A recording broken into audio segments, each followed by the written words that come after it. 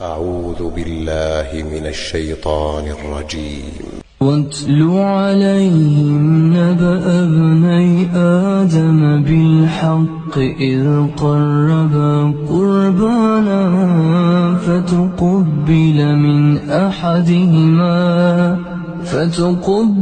من أحدهما ولم يتقبل من الآخر قال لأقتلنك قال إنما يتقبل الله من المتقين لئن بسطت إلي يدك لتقتلني ما أنا بباسط يدي إليك لأقتلك إني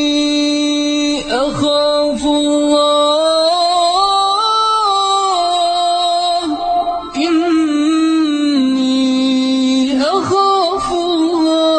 رب العالمين إني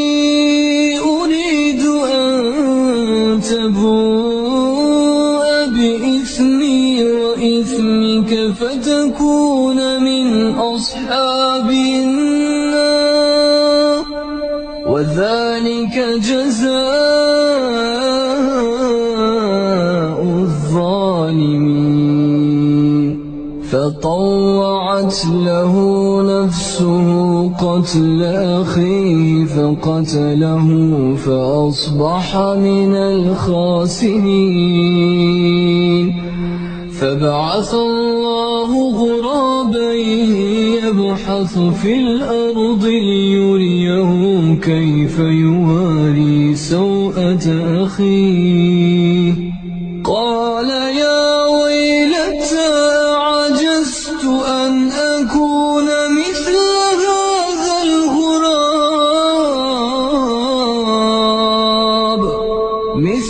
هذا الغراب فأواري سوءة أخي